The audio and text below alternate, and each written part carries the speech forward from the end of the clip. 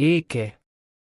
ಹೆಣ್ಣು ನೋಡಲು ಗಂಡನ ಕಡೆಯವರು ಬಂದಿರುವಾಗ ಹುಡುಗಿ ಅವರ ಜೊತೆಯಲ್ಲಿ ಇರುವುದು ಬಿಟ್ಟು ಎಲ್ಲಿಗೆ ಬರುವುದಾಗುತ್ತದೆ? ಅದಕ್ಕೆ ಅಂಬಾಬಾಯಿ ಬಂದಿದ್ದರು. ಯಾರಿಗೆ ಮದುವೆ ಅಮ್ಮ? ಇನ್ನು ಯಾರಿಗೆ? ಇರುವಳೊಬ್ಬಳೇ ಮಗಳು ಮನೋರಮಾಗಿ. ಗಂಡು ಬೊಂಬೈನದು. ಮನೋರಮಾಗೆ ಮದುವೆ? ಆಶ್ಚರ್ಯವೇಕೆ? ಮಗು ಅವಳು ಹೆಣ್ಣಲ್ಲವೇ? ಮದುವೆಯಾಗಬೇಡವೇ? ಮನೋರಮ ಒಪ್ಪಿದ್ದಾಳೆಯೇ? ಒಪ್ಪದಿದ್ದರೆ ಅವರಪ್ಪ ಕೇಳುತ್ತಾನೆಯೇ? ಒಪ್ಪಿಸಿರಬಹುದು.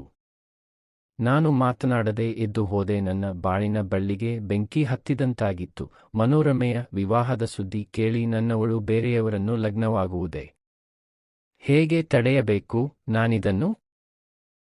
ಯಾರು ನನ್ನ ನೆರವರಿಗೆ ಬರುವವರು ಎಂದು ಯೋಚಿಸುತ್ತಾ ಹಾಸಿಗೆಯಲ್ಲಿ ಹೊರಳಾಡಿದೆ. ಒಂದಾದರೂ ದಾರಿ ಇಲ್ಲವೇ? ಯಾರೂ ಇಲ್ಲವೇ ನೆರವಾಗುವವರು? ಹೇಗೆ ಹೇಳಲಿ? ಯಾರಿಗೆ ಹೇಳಲಿ?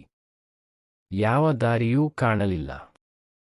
ಊಟಕ್ಕೆ ಕರೆಯಲೆಂದು ಬಂದ ವೆಂಕಟರಾಯರು ನಾನು ಹೊರಳಾಡುತ್ತಿದ್ದದ್ದನ್ನು ಕಂಡು ಗಾಬರಿಯಾಗಿ ಏನು ಸಮಾಚಾರ ಸದಾಶಿವ ಎಂದರು.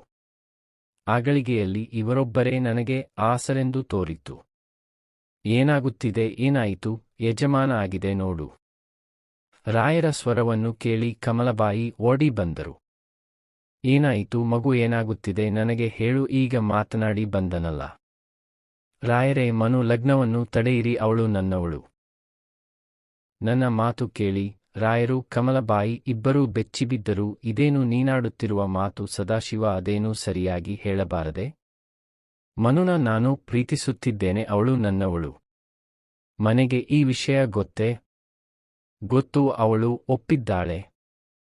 ಮೊದಲೇ ಏಕೆ ಇರಲಿಲ್ಲ? ಏನು ಕೈ ಮಿಂಚುವವರೆಗೂ ಸುಮ್ಮನಿರಬೇಕಾಗಿತ್ತು. ನನ್ನಲ್ಲಿ ನಂಬಿಕೆ ಸಾಲದಿದ್ದರೆ ನಿನ್ನ ಅಮ್ಮನಿಗೆ ಹೇಳಬಾರದಿತ್ತು.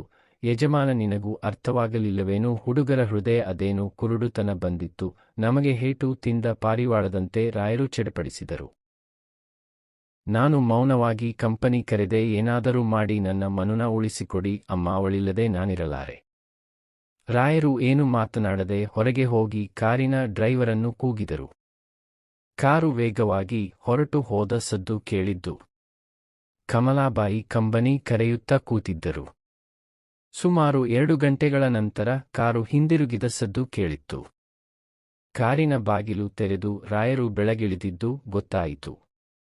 ನಾನು ಮೈಯೆಲ್ಲ ಹೃದಯವಾಗಿ ಕಾದಿದ್ದೆ, ಏನು ವಾರ್ತೆ ತರುವರು ಎಂದು. ಮನೋರಮ ನನ್ನ ಮನು ಏನು ಹೇಳಿ ಕಳಿಸಿದ್ದಳು ಎಂದು. ಆದರೆ ರಾಯರು ಒಳಗೆ ಬರಲಿಲ್ಲ. ನನ್ನೆದೆಯ ಕಾತುರವನ್ನು ತಡೆಯಲಾರದೆ ನಾನೇ ವರಾಂಡಕ್ಕೆ ಹೋದೆ. ವರಂಡದಲ್ಲಿದ್ದ ಸೋಫಾದ ಮೇಲೆ ರಾಯರು ಕುಳಿತಿದ್ದರು. ರಾಯರೇ, ಮನು ಏನು ಹೇಳಿದಳು? ರಾಯರು ಉತ್ತರ ಕೊಡಲಿಲ್ಲ. ಏನಾಯ್ತು ಸಮಾಚಾರ ಹೇಳಿ? ಮಗು ಸಾಯುತ್ತಿದೆ, ಕಮಲಬಾಯಿ ಕೇಳಿದರು. ಯಜಮಾನಿ, ಎಲ್ಲ ಮುಗಿದು ಹೋಯಿತು. ಏನೆಂದರು ರಮೇಶ್ ರಾಯರು? ಮದುವೆ ನಿಶ್ಚಯವಾಗಿದೆ ಎಂದೇ, ಆ ಮಟ್ಟಕ್ಕೆ ಬಂದಿದೆ ಎಂದರು. ನಾನು ಸದಾಶಿವನಿಗೆ ಮನೋರಮಾನ ಹೇಳಲು ಬಂದಿರುವುದಾಗಿ ಹೇಳಿದೆ. ಒಪ್ಪಲಿಲ್ಲ. ಮಾಡಬಾರದ ಮಾತೆಲ್ಲ ಹಾಡಿದ. ಮನಸ್ಸಿನ ಬೆಲೆ ಅವನಿಗೇನು ಗೊತ್ತು? ಕುಣಿತ ಜೀವಿಸುವವನಿಗೆ ಮಗಳನ್ನು ಕೊಡಲಿ ನಿಮ್ಮ ಮನೆಯಲ್ಲಿದ್ದ ಅಂತ ಮಗಳು ಅವನೊಂದಿಗೆ ಮಾತನಾಡಲು ಬಿಟ್ಟಿದ್ದೆವು. ಸಲಿಗೆ ಕೊಟ್ರೆ ಸುನಕ್ಕ ಲಿಂಗಪೀಠವನ್ನೇ ನೆಕ್ಕುತ್ತದೆ ಎಂದೆಲ್ಲ ಹೇಳಿದ. ಮನೋರಮ್ಮ ಏನು ಹೇಳಿದಳು? ಮನವೋ ಒಂದು ಮಾತೂ ಆಡಲಿಲ್ಲವೇ? ಇಲ್ಲ, ಅವರಪ್ಪ ಹೇಳಿದ್ದಕ್ಕೆಲ್ಲ ತಲೆ ಹಾಡಿಸಿದಳು. ಒಂದು ಮಾತೂ ಆಡಲಿಲ್ಲ. ನನಗೆ ಬೇಸರವಾಗಿ ಎದ್ದು ಬಂದೆ.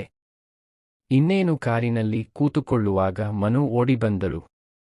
ನನಗವಳ ಮೇಲೆ ಸಿಟ್ಟಿತ್ತು. ಮನು, ನಿನ್ನಪ್ಪನಿಗೆ ಬುದ್ಧಿ ಮಟ್ಟವಾದರೆ ನಿನಗೂ ಮಟ್ಟವೇ, ಹೀಗೇಕೆ ಮಾಡಿದೆ? ಮನಸ್ಸಿಲ್ಲದಿದ್ದರೆ ಸದಾಶಿವನಿಗೆ ಮಾತೇಕೆ ಕೊಟ್ಟೆ ಎಂದೆ. ನಾನು ಮಾತು ಕೊಟ್ಟಿ ಅಂತ ಯಾರು ಹೇಳಿದರು? ಸದಾಶಿವ ಹಿಂದೆ ನಿಜವಾಗಿ ಹೇಳಿದರೆ ಕಾಕ ಎಂದು ಕೇಳಿದಳು. ನಿನ್ನ ಮದುವೆ ಮಾತು ಕೇಳಿ ಸಾಯ್ತಾ ಇದ್ದಾನೆ. ನನ್ನ ಮಾತೆ ಕಿವಿಗೆ ಬೀಳದವಳ ಹಾಗೆ ಕಾಕ ಇನ್ನವರಿಗೆ ನನಗೆ ಮುಖ ತೋರಿಸಬೇಡಿರಿ ಅಂತ ಹೇಳು, ಮೋಸಗಾರ ಎಂದುಕೊಳ್ಳುತ್ತಾ ಹೊರಟು ಹೋದಳು. ನಾನು ವಾಪಸ್ಸು ಬಂದೆ. ಮನೋರಮ ದ್ರೋಹ ಮಾಡಿದ ಆ ರಾತ್ರಿ ನಾನವಳಿಗೆ ದ್ರೋಹ ಮಾಡಿದೆ ಎಂದು ರಾತ್ರಿ ಇಡೀ ಮಂಗಳೂರು, ನಾನು ಉಳಿದು ಪ್ರೀತಿಸಿದ ಮಂಗಳೂರು ಮಹಾಸ್ಮ ಸಾಲವಾಗಿ ಕಂಡಿತ್ತು. ನನ್ನೂರಿನಲ್ಲಿ ಗಿರಿಜ ಮಾಡಿದ ದ್ರೋಹ ನೆನಪಿಗೆ ಬಂದಿದ್ದು. ಹೆಣ್ಣು ಹಣ್ಣೆ, ಹೆಣ್ಣು ಹೆಣ್ಣು ಹೆಣ್ಣೆ. ಮಂಗಳೂರಿನ ಗಾಳಿ ಕೂಡ ನನಗೆ ಅಸಹ್ಯವಾಯಿತು. ಪೆಟ್ಟಿಗೆ ತೆಗೆದು ನೋಡಿದೆ. 350 ರೂಗಳಷ್ಟಿತ್ತು ದುಡಿದಿಟ್ಟ ಹಣ. ದುಡ್ಡು ಜೇಬಿನಲ್ಲಿಟ್ಟುಕೊಂಡೆ. ಪೆಟ್ಟಿಗೆಗೆ ಹಿಡಿಸುವಷ್ಟು ಬಟ್ಟೆಗಳನ್ನು ತುರುಕಿದೆ. ಹಾಸಿಗೆ ಅಷ್ಟು ಬಟ್ಟೆಗಳನ್ನು ಹಾಕಿ ಕಟ್ಟಿದೆ. ವೆಂಕಟರಾಯರಿಗೆ ಅಮ್ಮನಿಗೊಂದು ಕಾಗದ ಬರೆದಿಟ್ಟು ಅಲ್ಲಿಂದಲೇ ನಮಸ್ಕಾರ ಮಾಡಿದೆ. ದೂರದಲ್ಲಿ ಗಡಿಯಾರ 4 ಗಂಟೆ ಹೊಡೆಯಿತು. ಮನೆ ಬಿಟ್ಟೆ. ಮಂಗಳೂರನ್ನು ಬಿಟ್ಟೆ. ಅದೇ ರಾತ್ರಿ ಕಡೂರಿನಲ್ಲಿ ರೈಲು ಹತ್ತಿ ಬೆಂಗಳೂರು ಬಂದು ಸೇರಿದೆ. ಸದಾಶಿವ ಮಾತ ನಿಲ್ಲಿಸಿ ಕೆಮ್ಮಲ ಆರಂಭಿಸಿದ. 3 ನಿಮಿಷ ನಿಲ್ಲಲಿಲ್ಲ. ಹಾಳು ಕೆಮ್ಮು. ಮಂಗಳೂರಿನವರು ಒಬ್ಬರು ಸಿಕ್ಕಿದಾಗ ವೆಂಕಟರಾಯರ ವಿಷಯ ವಿಚಾರಿಸಿದೆ. ದೇವರು ಅವರನ್ನು ಚೆನ್ನಾಗಿಟ್ಟಿದ್ದಾನೆ ಎಂದು ಗೊತ್ತಾಯಿತು. ಮನೋರಮ ಎತ್ತಬೇಡ ಆ ಹಾಳು ಹೆಸರನ್ನು. ಹೊರಗಿನಿಂದ ಮಂಚಾವಿನ ತಣ್ಣನೆ ಗಾಳಿ ಬೀಸುತ್ತಿತ್ತು. ಪಕ್ಕದ ಮನೆಯ ಕಾಂಪೌಂಡಿನಲ್ಲಿ ಆಗತಾನೆ ಅರಳಿದ ಪಾರಿಜಾತದ ಕೋಮಲ ಸುವಾಸನೆ ಗಾಳಿಯಲ್ಲಿ ತೇಲಿ ಬರುತ್ತಿತ್ತು. ಹೊರಗಿನಿಂದ ತಣ್ಣನೆಯ ಗಾಳಿಯಲ್ಲಿ ಪಾರಿಜಾತದ ಕೋಮಲ ಸುವಾಸನೆ ಗಾಳಿಯಲ್ಲಿ ಎಳೆಯೆಳೆಯಾಗಿ ನವಿರಾಗಿ ತೇಲಿ ಬಂದು ಕೋಣೆಯನ್ನು ತುಂಬಿತ್ತು.